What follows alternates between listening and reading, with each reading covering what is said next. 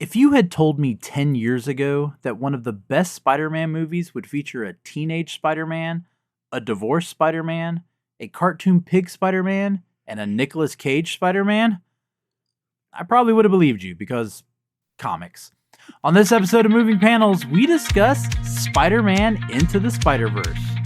Welcome to Moving Panels, ignite the mic. From Gotham's alleys to galaxy's far, we dive in deep, we set the bar. Debates and takes, we bring the heat. Pull up a chair, join a seat. Moving Panels, where fandom takes flight. We review, discuss, and shed the light. Heroes, villains, every epic night. This is your show, your fandom's might. Welcome to Moving Panels, the podcast where we discuss movies and TV shows based on, inspired by, and adapted from the world of comic books. I'm your host, Laramy Wells, and one of the funny things that makes the Spider-Man Into the Spider-Verse so much fun is the relationship between Miles Morales and his reluctant mentor, Peter B. Parker, a slightly older, slightly tired version of Spider-Man who's still trying to figure things out. Oh yeah, and joining me as a co-host is Tim Williams. How are you, Tim? Am I that Spider-Man? I was just, I was doing some crunches, doing some sit-ups, working the core. No,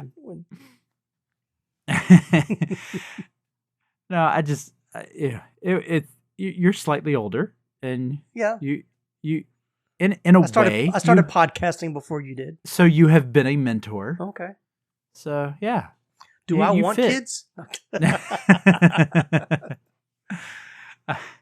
So we are talking about Spider-Man Into the Spider-Verse. We are here in the month of March with our March Madness, focusing on villains. And I picked this movie because it is filled with a bunch of Spider-Man villains. Yeah. So I thought it would give us... and Spider-Man. So I figured it would give us a good chance to talk about it. So Spider-Man Into the Spider-Verse released December 14th, 2018. I can't believe it's been that long. I know. It's crazy. Directed by Bob Persichetti, Peter Ramsey, and Rodney Rothman. Bob Persichetti began his career at Disney, and I found it interesting. He was involved. I didn't really go into how much detail, but he was involved with Tarzan, The Emperor's New Groove, and Treasure Planet. Okay. And I made note of those because Tarzan and Treasure Planet are Disney movies that blended like the animation style, because Tarzan had the CGI with when he was like doing the vine surfing, right that he does in them, and of course, I mean, Treasure Planet's just filled with the CGI. So I found that kind of interesting that he was in the pioneering, I guess you would say, stage of crossing different types of animation styles, and here he is as one of the three directors in this movie.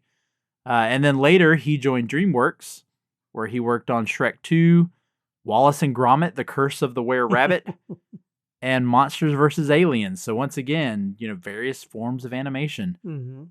It's very interesting there. Then Peter Ramsey is the first Black director to win the Academy Award for Best Animated Feature, which this movie took home. Yep. Well deserved. He is a artist who actually began his career as a storyboard artist for Bram Stoker's Dracula, Boys in the Hood, Batman Forever, Fight Club, and Minority Report. Okay. And then I also found out he directed one of my favorite animated movies, Rise of the Guardians. Oh, yeah. I love that movie. Yeah, I'm a big fan of that. Yep. I don't think that one gets enough love. It doesn't. And then Rodney Rothman, the third director, who also co-wrote the screenplay, was formerly the youngest head writer for The Late Show with David Letterman. And then he wrote and produced Forgetting Sarah Marshall, Get Him to the Greek, Grudge Match, and 22 Jump Street, which is where I believe he may have created his relationship with Phil Lord. Yeah. Who was the other writer of this movie, who many people pair him with Christopher Miller. You got the Lord Miller productions and all that. They're the guys behind Clone High and Cloudy with a Chance of Meatballs and the Lego Movie and, of course, 21 Jump Street, the movies and all that. And as I like to point out at the time of this recording, if you want to watch Spider-Man Into the Spider-Verse, it is currently available on Netflix. Even though I don't know about you, Tim, I would have thought it would be on Disney Plus. I know it's Sony. It's not technically Marvel, Disney. It's Sony, but it's just weird for a Marvel movie not to be on Disney Plus. Yeah. But it's Sony. Yeah, it's definitely a Sony movie. You're talking about with the Sony labeling on all everything. The electronics that are in it, headphones. Yeah. And like I said, as stated earlier, it did win the Academy Award for Best Animated Feature. It was also huge box office. Worldwide, it grossed $394 million against a $90 million budget, and has since become one of the most beloved superhero films ever made, with a 97% on Rotten Tomatoes from 399 reviews. They need that one more review to make it 400. And a 93% audience score. So, Tim, when did you first see Spider-Man Into the Spider-Verse?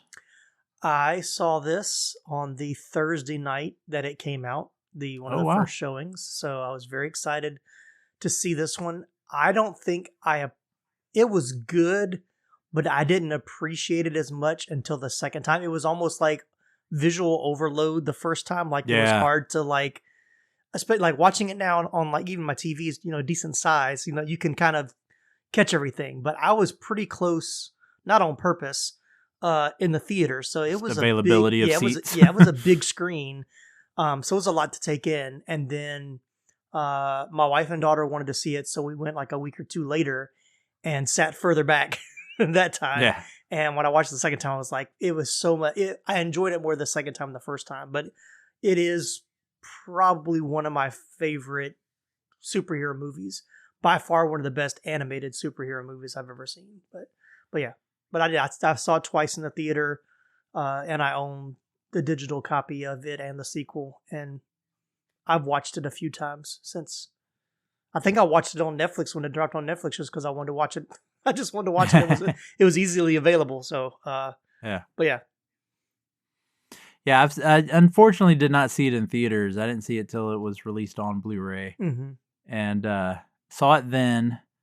And then I actually bought it on, I believe I've told the story before. I still own, but it's not in my main living room anymore. But I have a Blu-ray 3D TV and a 3D Blu-ray player, and I got it in 3D. So I did watch it at home in 3D. I've watched it a couple of times since, but I kind of agree with you. Like, I honestly think each time I watch it, like, I enjoy something that I didn't notice. You see something different, or it feels like I have a different experience. Yeah, I agree. It's very, every time I watch it, very multi-layered story, and just the different characters, the things they're going through. It's a very complex movie that's also very entertaining, and it's hard to make those type of movies these days, I think. Yeah, and it's surprising to make it a animated superhero movie. Exactly. Yeah, like we don't get this kind of storytelling in regular movies. Right. So, but before we jump into more about it, let's get into the comic book connection. Yeah, let's do it. Step into the panels, heroes in action. Flip through the pages for your satisfaction. Feel the thrill and join a collection. It's the comic book connection. The main character of Spider-Man Into the Spider-Verse is Miles Morales, who first appeared in Ultimate Fallout number 4 in 2011. Miles was created by writer Brian Michael Bendis and artist Sarah Pichelli for Marvel's Ultimate Marvel Universe, which was an alternate continuity separate from the main Marvel Universe. In that world, as happens in the movie, the original Peter Parker dies, and Miles eventually takes on the mantle of Spider-Man. Like Peter, Miles gets his powers from being bitten by a genetically altered spider, but he also has a couple of abilities that Peter never had, including the power to turn invisible and a bioelectric attack that is known as the Venom Strike. The idea of bringing multiple spider people together from different universes comes from a comic book storyline titled Spider-Verse, written by Dan Slott, which pulled together dozens of alternate spider heroes from across the multiverse. And that's, of course, where the characters Spider-Gwen, Spider-Man Noir, Peni Parker, and Spider-Ham come from, who, of course, make appearances in this movie. Now, Tim, how familiar were you with the character of Miles Morales before this film came out? I had a little bit of knowledge. Once again, it's well documented on your show that I was not like the biggest comics writer, but I remember when I think it was Spider-Man Homecoming. Was it Homecoming where Donald Glover makes an appearance and mention, he says, something about my nephew, so, and I remember that people talking about that was a reference to the Prowler and the Miles Morales Spider-Man. So I had done a little bit of reading about who Miles Morales was before this came out. So I knew a little bit, but I can't say that I knew the full story. Yeah. So do you know all of the Donald Glover connections to this? Ooh, I probably did when it came out, but I don't remember now. I know he was connected at some point. Yeah. So it is believed, and I think it's been confirmed, that they actually based the look of Miles Morales off of Donald Glover. Yeah, I think I remember that, yeah. And then, of course, there's not only the reference in the Spider-Man Homecoming movie where he is playing Aaron Davis, his uncle, but then they had an episode of Community where he wore a Spider-Man I remember that, pajamas, yeah. Which they put into this movie. His uncle Aaron is actually watching that episode of Community. Oh man! When he goes over to his apartment, I need to go back and see that scene again now. There's another thing that the next time you see it, you find something new. Exactly. Yeah, if you watch, it is you have to be paying attention to it. But he is watching that episode of Community, and you see Donald Glover in the Spider-Man onesie. So I like that connection. Mm-hmm. I did wonder though why they didn't just get Donald Glover to voice Aaron Davis. See, I want to say that he was attached early on, and then I think it was scheduling or just something. They just couldn't get it. They couldn't make it work. I think that's what I once again vaguely remember. So I haven't done any recent research, so don't quote me on that. But I excuse me. I have a feeling that he was attached early on, and maybe because when it went in development, they were thinking of him making that cameo in the Spider-Man movie, the live action Spider-Man movie, that he was going to have a role on the Marvel side, and Marvel wouldn't bring him over to Sony. So I don't know if he could have though, because Sony's got that property, that true. IP, of all Spider-Man characters. Yeah.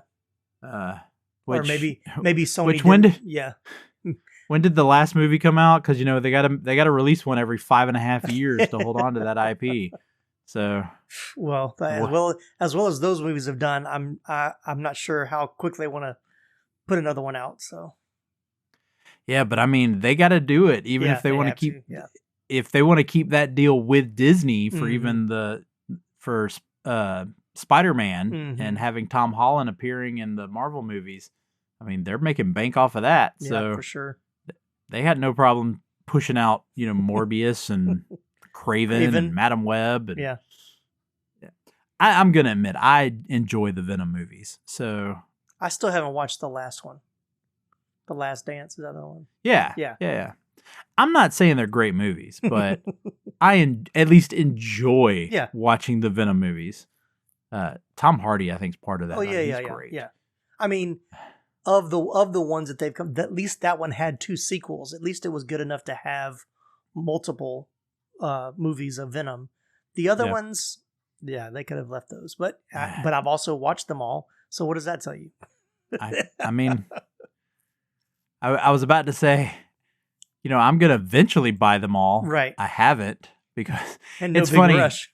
No, yeah, that's the thing. I've actually been watching Madam Web on Amazon. Mm-hmm. I've got it on one of my lists, and I look, and sometimes it'll drop down to like $12, and I'm going, that's still too much. I'm like, just add it as a freebie when I order something else, just to get it out of your warehouse. Yeah, I still got to get Craven as well. I have purchased Morbius. I have Morbius. I don't have The Last Dance, but I have the other two Venom movies. Yeah. So yeah, but hey, at least Sony can do something right with these. Yeah. Hey. Oh, you know what? I just realized it. That's what is the next movie. Is the next animated. I forgot. These are technically a part of that deal. So yeah, releasing, what's it called? Across the Spider-Verse is now the third one. No, the second one was Across. I think this one Beyond the. Yeah, I think it's Beyond the Spider-Verse. Yeah, Beyond the Spider-Verse. We talked about this right before we started recording. I actually haven't seen the second one. Like, I've started it but never finished it. So, but enough of that tangent going off on Sony's other Spider-Man properties. Let's get into the cast. So Miles Morales, voiced by Shamik Moore, who, I don't know if you've ever seen the movie Dope. But yes. That was his breakout performance. Like that was where people took notice of him. Yeah, I think he does a good job. I've never really known him for anything else. I know from Dope. I know him as the voice of Miles Morales. Yeah. He gives Miles a lot of, that heart and vulnerability that character needs. And he's able to pull off even that awkward teen. Oh, yeah. And the pressure that Miles is having to be living up to the legacy of Spider-Man, which is such a unique element of this movie, is that there already was a Spider-Man and he's now the next Spider-Man, which we haven't seen a lot in these movies, is someone taking on the mantle of a hero. Like, we're starting to see it, and funny enough, Haley Steinfeld is one of those who voices Gwen Stacy. And this, she, of course, in the MCU is Kate Bishop, which means if they ever make this live action, someone else is going to have to play Gwen Stacy. And of course, her taking over the mantle of Hawkeye. And then we started seeing a few others. We've got, because now we've got Ironheart kind of replacing Iron Man and all that. But this was really kind of the first of the next generation of a character, and seeing that. All right, then we've got Peter B. Parker, voiced by Jake Johnson, the hilarious Jake Johnson. Yep. From New Girl. Yep, that's where I know him from. Yep. And it's one of those cases here where I love this in animation. When the actor voicing it, you think about that actor actually playing the character, and I'm like, it works and doesn't work at the same time. Like, could I see Jake Johnson playing a version of Peter Parker? Yes, I could. Do I think it would actually work? I'm not sure. Not. Yeah. It works for this. Like, the voice works. Yeah. Yes. Then we've got the main villain, Kingpin, voiced by Liev Schreiber. And we've already mentioned, we didn't mention who voiced him, though. And then Aaron Davis, a.k.a. spoiler warning, the Prowler, voiced by, and I may butcher this, Mahershala Ali. Sure. Who might be still Blade in the MCU? I don't think so. I think that ship has sailed. And he was the voice of Blade at the end of Eternals, but yeah, we'll have to wait and see what happens there. Then we've got Miles's father, Jefferson Davis, played by Brian Tyree Henry. I find it funny that one of the directors, or not the directors, but one of the writers, Phil Lord, is the guy behind Cloudy with a Chance of Meatballs, because you could have told me that Jefferson Davis was the same character as the cop from Cloudy with a Chance of Meatballs, and I would have believed you. Right. The character, the look of the character looks exactly the same. But here, voiced by, I think I already said it, but I'll say it again, Brian Tyree Henry. Then we've got Spider-Pig, voiced by John Mulaney. We've got Spider-Man Noir, of course, voiced by Nicolas Cage, who, again, at the time of this recording, we're about to get in live live action. Yeah. And then also, we've got May Parker, voiced by the great Lily Tomlin. Absolutely. Rio Morales, Miles' mother, voiced by Luna Lauren Velez. Mm-hmm. And then, of course, we also have this universe's Peter Parker, voiced by Chris Pine. Yeah. Captain Kirk. And of course, I can't go without mentioning Stan Lee Cameo. in what would be, I believe, his final cameo. It was. Yep. Because the movie did release a month after he had passed away. Mm-hmm. But probably, I think this is probably the best final cameo for him, because it's the character that he loved, and him saying the line, "The costume will always fits." Yeah. I think it's great. But what did you think of the voice cast? Was there anybody that stood out to you, or? I mean, I think they're all great. Anybody stand?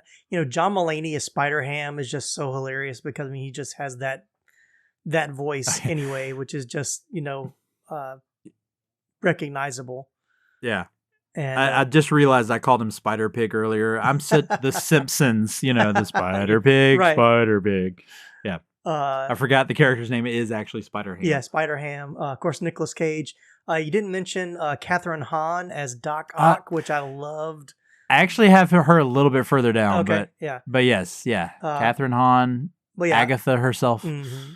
But I mean, I think Jake Johnson as Peter B. Parker was probably the best voice casting, just because he has that's just Jake Johnson. Of course, you watch New Girl as Nick. I mean, he's pretty much playing that character of just yeah, I'm going to do the right thing, but I'm not going to feel good about it. Yeah. I'm not saying Jake Johnson's a bad actor, but that's kind of who he plays in everything. Yeah, in everything. Yeah. Yeah. I mean, I just recently watched that horrible Tom Cruise movie, The Mummy, and found out he's in it. Yeah. Yeah. But he's playing that same character. Of course, yeah.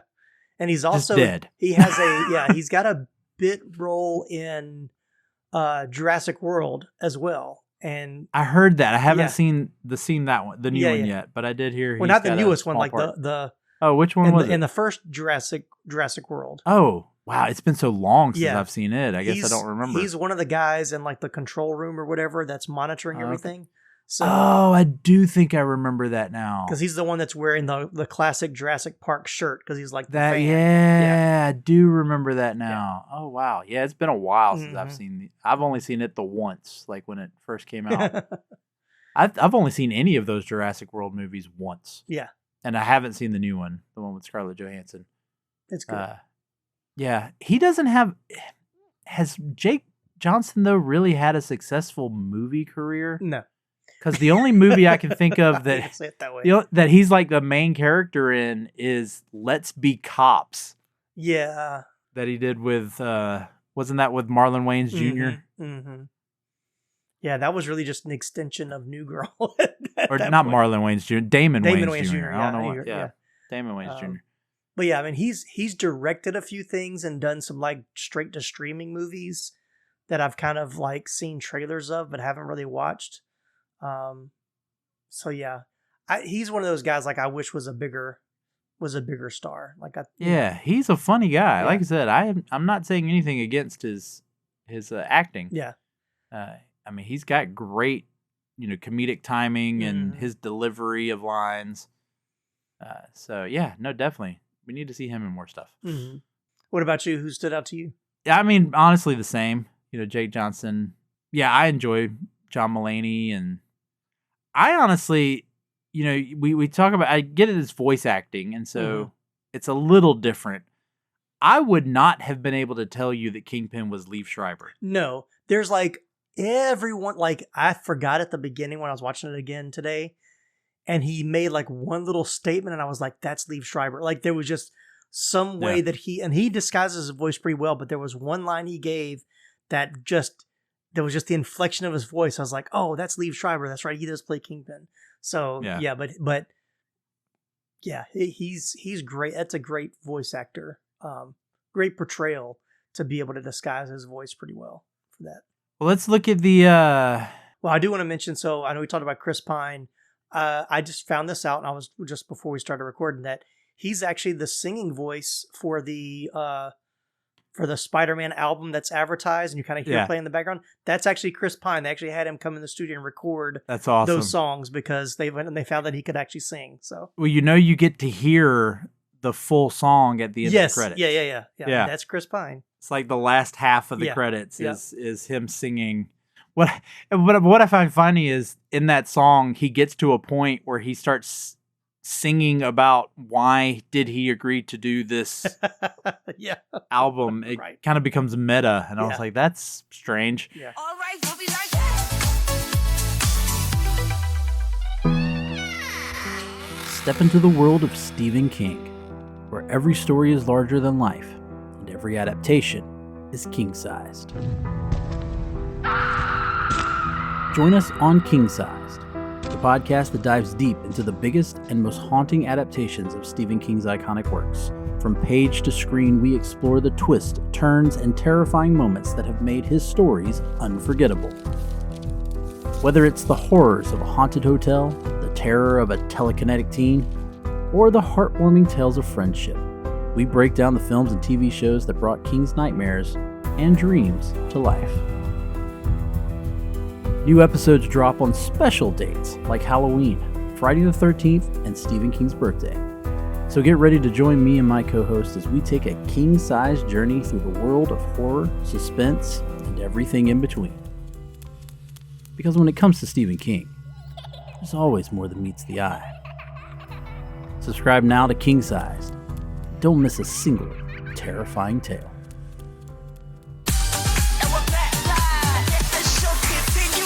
But let's get into one of the things that makes this movie stick out, and that is the animation. Yes. They, of course, leaned heavily on it being a comic book movie and gave it the comic book aesthetic. And so we are going to take a little trip into, let's Tim clearly won't know this, and maybe many of you will not, but this movie utilizes Ben-Day knots. Yeah, I know what that is. Okay, you do know what Ben-Day knots are. I'm not a complete novice. Yeah. So for anybody listening, however, who does not, Ben-Day dots are the little dots that you usually associate with old comics, with pop art. They, of course, are named after the artist and the guy who invented the technique, whose name was Benjamin Henry Day Jr. And I'll admit, I was surprised by this. He invented this technique back in 1879. Oh, wow. I didn't know that. Yeah.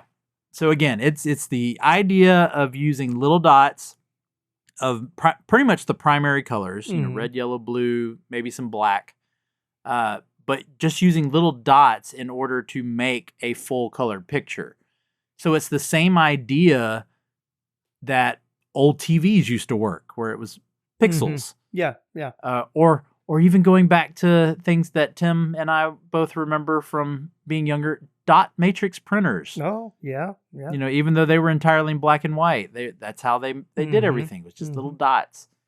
So instead of the smooth, gradients, instead the printers just made the little dots, and that look really brings you into comic book, even when you put it on here. So I love that they took that animation style, that technique, so that it literally looks like you're watching a comic book come to life, I guess is the best thing to do. Of course, they also utilize the comic book panel transitions here and there. Of course, a lot more effectively than Ang Lee did in Hulk.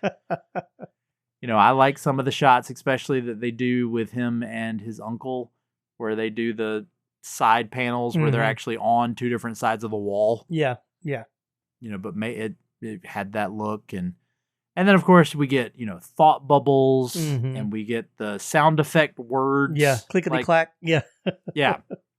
We get the little descriptive messages.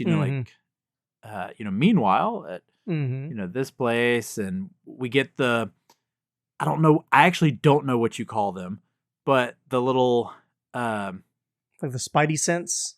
yeah, kind of like the Spidey sense. But even when other things happen, like you get little question marks or Yeah.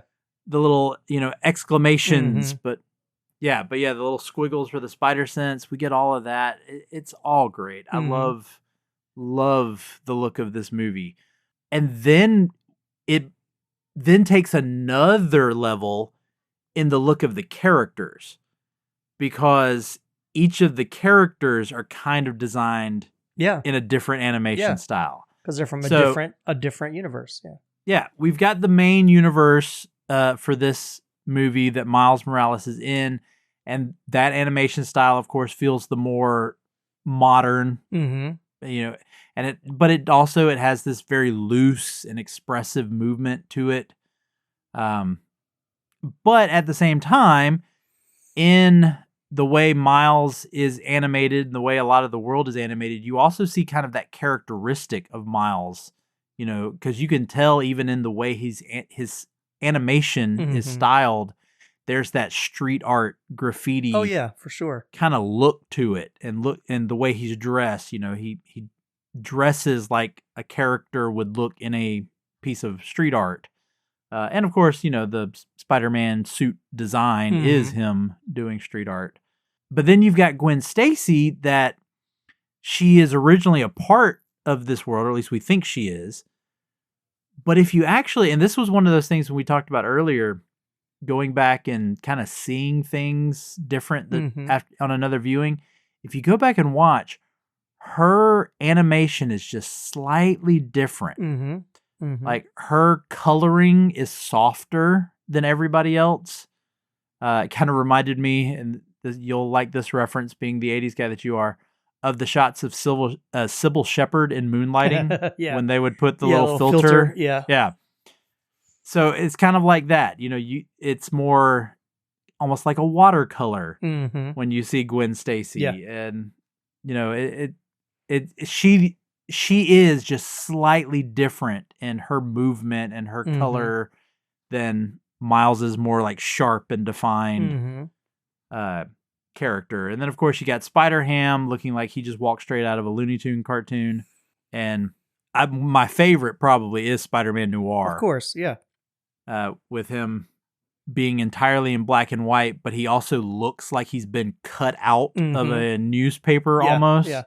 And then, of course, Peni Parker looking very anime. Yep. And even her expressions and movements Mhm. are very that anime manga style. So yeah. So as soon as you see the characters, before they speak, before we get to know anything other, we can clearly tell that they are from different universes. And what did you think? And we're going to talk about the villains too, because they kind of Okay. had unique styles. Yeah. But what did you think about that blending of all these different animation styles? I remember when I saw it the first time, it bothered me because it's Yeah. like, it's so different. I mean, this is one of those few movies in my lifetime where I'm like, oh, I've never seen anything like this before. And so the first time watching it, I had a hard time adjusting because there were certain shots that were like a little bit blurry because I wanted to give that smudge of a comic book. Like, they were just, and then all the different types of styles. It was cool, but it took me a while to kind of get used to it. So really, that second and third viewing, I picked up on those things a lot better. I was able to kind of pay more attention to the details that they're adding to bring that difference or the differences. But I like it. I mean, once again, I think it's so smart, so smartly made. Is that the right word? It works. Yeah, it's so much thought into is so detailed. It's like they didn't cut any corners on telling the story the way they wanted to see it and present it in a way that we could, like you said, to have each character from a different multiverse drawn differently. Like, that's attention to detail that you just makes it work even more. Yeah. And I didn't even bring up, I mean, I think I don't know how much of it is his universe or just the character itself, but of course, Peter B. Parker was a little bit more, rough looking. Yeah. Mm-hmm. And I'm not just talking about the character. Like I even think his animation, was a little. His animation Mhm. was a darker. Mm-hmm. Mm-hmm. I would even say his animation was probably more along the lines of a more realistic Mm-hmm. looking Yeah. character. Because again, even Miles and the universe that this movie exists in still kind of had that polished look and more smooth and defined, whereas Peter B. Parker had a little bit more detail. Mm-hmm. But yeah, like I said, the villains get the same treatment. But I think with the villains, it's also more of an exaggeration of the characters. Very much so. Which I think was to help distinguish this is not the Marvel universe, quote unquote, the Spider-Man universe that you are familiar with as the viewer. Right. This is a whole different universe. So, maybe that eases some people's mind to go, so know that the Spider-Man who died at the beginning is not Tobey Maguire, is not Tom Holland. Tom Holland, is not Andrew Garfield or whoever your Spider-Man is. This is a whole different one. So we do get the villains also not feeling like the villains we're used to, because you got Kingpin, who is just absurdly massive for no reason. I found it funny that they have the part where he pulls up to the building, but we don't actually see him get out of the vehicle. Because I really would have known how. Right. How does he get in and out of a car? Because his shoulders are so wide. And I'm sure this was done on purpose, that pretty much any time they show him, he does not fit into the frame. Like when it's a close-up, obviously they'll do the far-off shots. But like when they're showing his face, like he does not fit in the frame. But it's, such a big, and I'm not saying Kingpin has always been a large character in the comics, but this is huge. Which they, of course, also Green Goblin. Yeah. They turn him into a dragon, essentially. Yeah. Which I will say does have a little bit of a comic connection, because in the Ultimate Universe that Miles is from, in that one, Norman, when he becomes the Green Goblin, it is actually a transformation that happens to him, and he does become a monster, like but he's not a dragon size. I don't even think he has the wings in the comic. I think he is a goblin. But yeah, I thought that was interesting. And then of course we get a like you mentioned earlier, and this is where I have it in my notes, Catherine Hahn, who is Olivia Octavius, Dr. Ock. So they do a female version of the character, which I have nothing against. Yeah. And it was a great reveal. Like, I remember that happened in the movie. It was like, when she said her name, I was like, oh my gosh, she's Doc Ock. And it was like, so they call you Doc Ock? She was like, my friends call me Livy. My enemies call me Doc Ock. And so it was great reveal. And then we also got, I will say the Tombstone is a classic look for that character, with just the guy in the suit that is made completely of stone. But we do get a different look of Scorpion, where he's kind of a cyborg. He's got these cybernetic scorpion tail and all. But I love it because, as you talked about when you first saw it, there was so much to see. And that, you're not wrong. There is. But what I like about these unique looks for every character is that because every character is so distinct, it allows the movie to flow so that you can keep up with what is happening.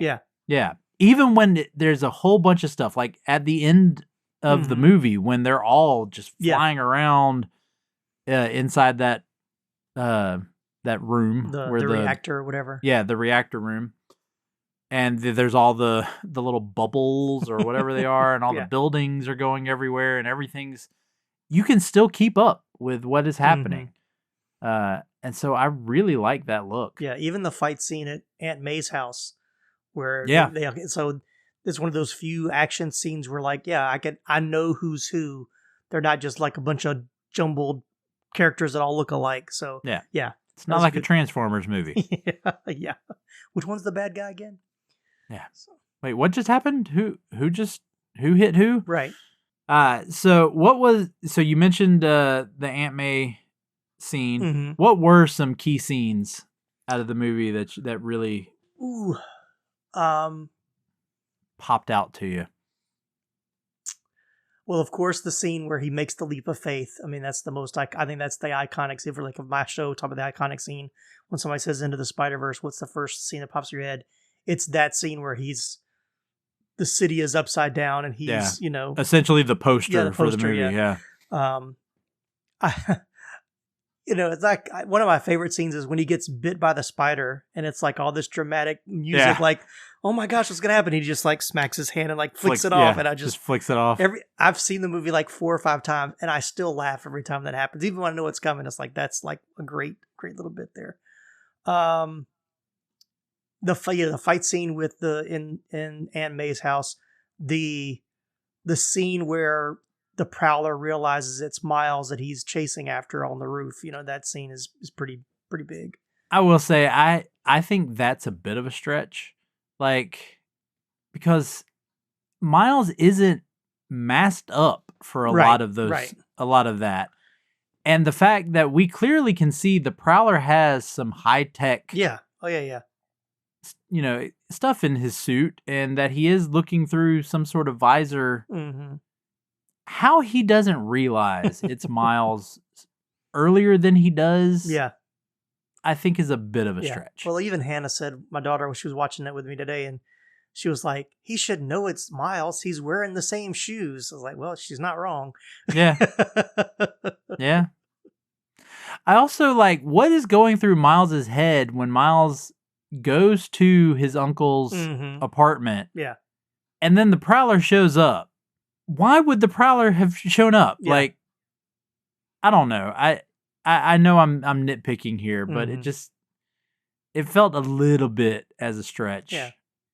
And I personally think that they should have done more. I get you want the happy ending and all.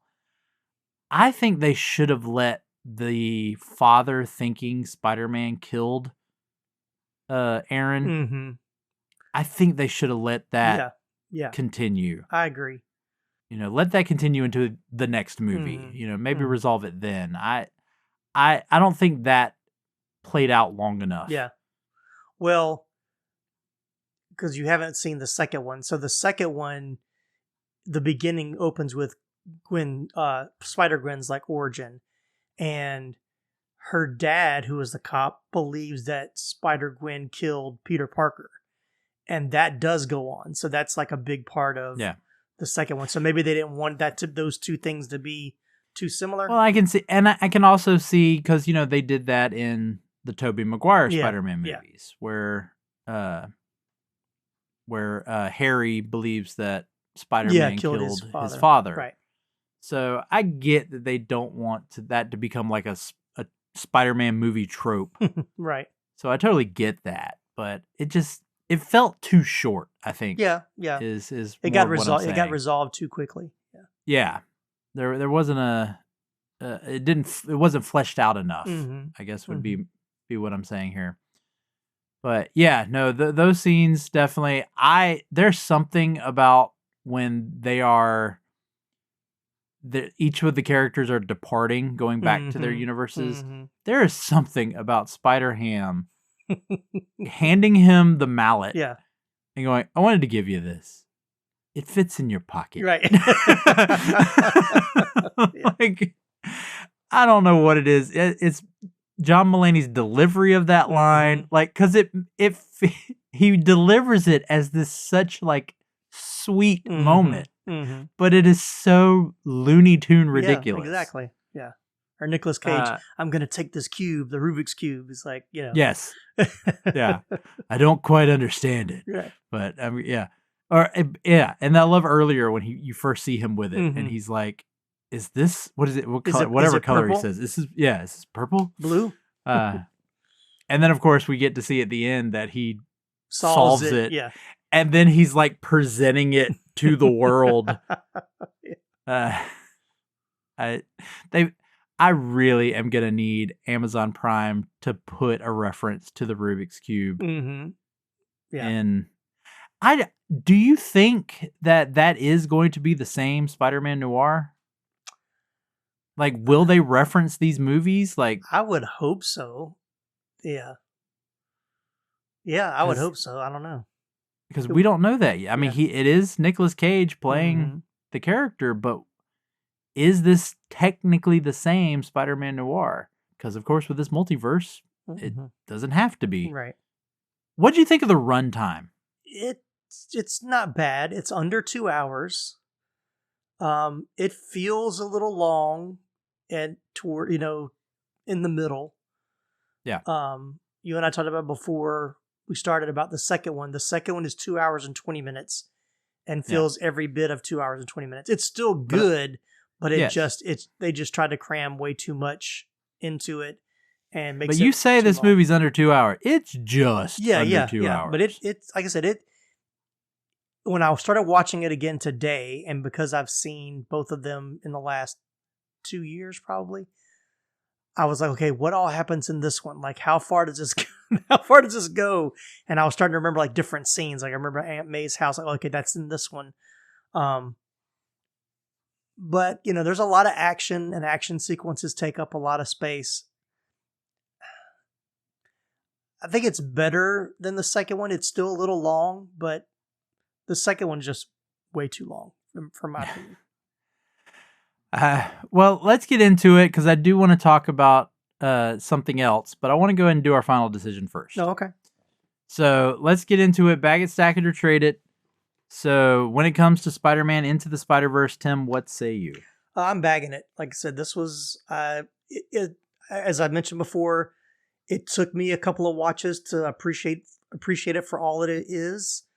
But it's one that I've gone back and watched multiple times. I think back when I was doing like my top 10 movies for the year, it was in my top 5, I think, for that year. So it was groundbreaking. Like I said, never seen anything like it before. So yeah, I'm gonna bag it. I don't think I have to talk it up too much. It's pretty well established.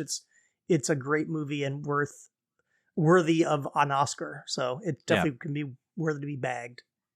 Yeah, I'm just gonna go ahead and say this as a cinephile, movie buff, whatever you want to call him. Call Tim and I. As much as I have stopped caring about the Oscars, and how I really don't think the Oscars demonstrate at all good movies and good performances. I do agree. Yeah, this was definitely the winner for Best Picture and rightfully animated picture, obviously, and for good reason. So yeah, it's a bag it for me. As I've talked about, the animation, just it being groundbreaking. I mean, think about what this movie probably influenced. Oh, for sure. It had to have influenced them when they did the Miss Marvel TV show. To, even though that was live action, to feature some of those comic book, oh, for sure, and style things, stuff, or even movies like The Mitchells versus the Machines. Very similar, very similar animation style and all. I mean, again, I like that like I talked about, every character has their own look. I like the story is fantastic. The storytelling that they do, we've got humor, we got the jokes, we've got heart and emotion, we've got the action and the suspense, and at the same time we've got this great story arc of Miles Morales as he's journeying into becoming the superhero, and the villains, as we talked about, making them feel fresh, not just the same old villains. But at the same time, even though I did pick this movie to do here in the month of March as we were talking about villains, this movie didn't rely on the villains. No, it didn't. like, yes, we had the villains so that we could have a superhero, so we could have a conflict to really deal with, but it didn't say this is a story about the good guy facing the bad guy. That's not what this movie is about. Right. And I loved that. I loved that, in my opinion, like creative risk really pays off in this. And it didn't feel boring or like rehashed or a trope, as we mentioned earlier. It's fun. It's smart. Yeah. It's beautifully made. This is everything a superhero movie should be. I know it being animation allows it to do some certain things, but even from the storytelling aspect, like this is what we want in superhero movies. So it was great to see. And then we get at the end of the movie, next thing I want to talk about, we get what is essentially the setup for the sequel. Not only do we have where clearly Gwen comes back through a portal, which, like I said, I have started seeing the second movie. So, of course, I do know that the second movie picks up from that exact moment. Yep. But then we get Miguel O'Hara, Spider-Man 2099, in this end credit scene. And I need to ask you, especially as a person who doesn't really read comic books, did you have any idea what was going on in that final scene? Not until I got to like the parody of the Spider-Man, the two Spider-Men pointing at each other. Yeah, but did you even know what was happening? Like, no, he is I get that you go, oh, he's another version of a Spider-Man, but it just felt so random. It was like, people have no idea who this character is. You haven't teased this character in any way in the movie. You're just throwing him at the audience, and then you're going from what feels like is going to be this intense kind of moment, scene, whatever, and then put him into this goofy parody of the Spider-Man pointing meme from the old cartoon. That was my only thing about it, was I'm like, is this a good setup? Because does anyone know what is happening? Yeah. I remember at the theater, like, people were like very excited when they saw him at the end. Yeah. True, like, diehard fans, much more diehard than I am. But so, I mean, I think that's very much fan service, I think, for those that know who that character is. But for the general viewer like me, I guess they're not going to stay to the end anyway. So we'll put this in here for the super fans. But as a long-time Marvel watcher, I always stay to the end. I mean, you have to. Yeah. I mean, that's requirement. If even it's though a Marvel movie, even though now the post-credit scenes mean nothing, but back when when they did, it was worth staying for. Man, so many of them that they have not followed through with. But this one they did. Yeah. Oh yeah. They did. All right. So let me get into my recommendation for it. If you enjoyed Into the Spider-Verse, I recommend the actual Spider-Verse comics. I'm not saying the Miles Morales run. I'm talking about the actual that I mentioned in the Comic Book Connection, the Spider-Verse event, the storyline that was created by Dan Slott. The main storyline runs from Amazing Spider-Man number 9 through number 15, which started in 2014 and I think runs into 2015. There are some supplementary issues and tie-in issues that you can also read, but like I said, the main storyline, I read this after I saw the movie, and it's interesting. And to be perfectly honest with you, I would love to see them adapt this storyline. So if you're not familiar, and just to kind of give you an idea without spoiling too much, so this is about the Spider-Verse, and it's about all the connected different Spider-Men from all the different universes. And essentially, they introduce these villains called the Inheritors. And they're kind of like vampires. They are feeding off of the essence of the spider avatars. All the different Spider-Men. So they are killing Spider-Men. and Spider Women, Spider People, all the different, like I said, Spider avatars. And it is a very well written.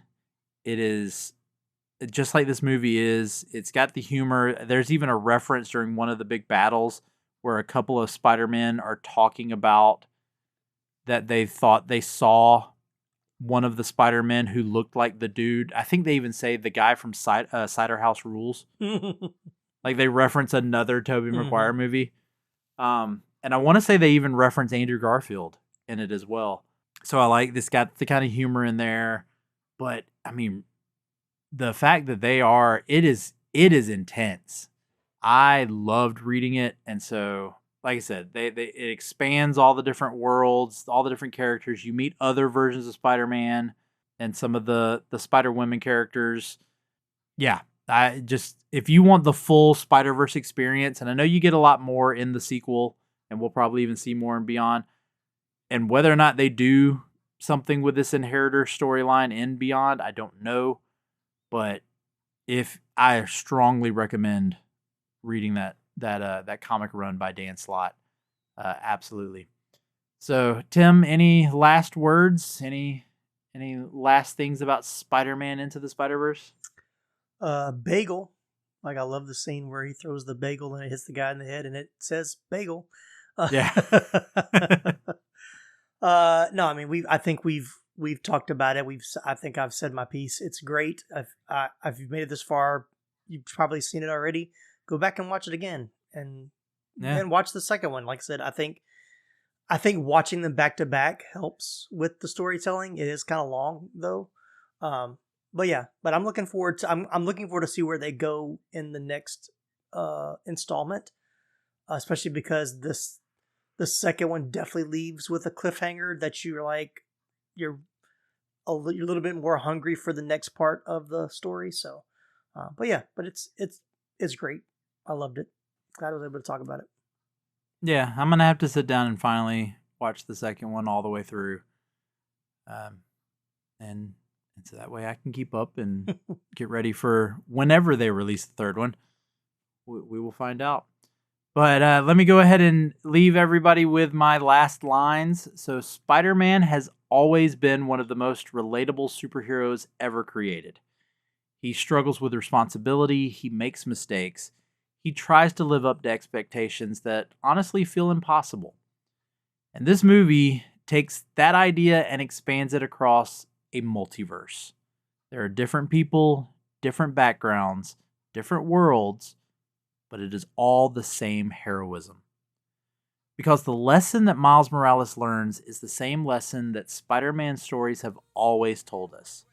It's not necessarily with great power comes great responsibility, but you don't have to be perfect to be a hero. You just have to take a leap.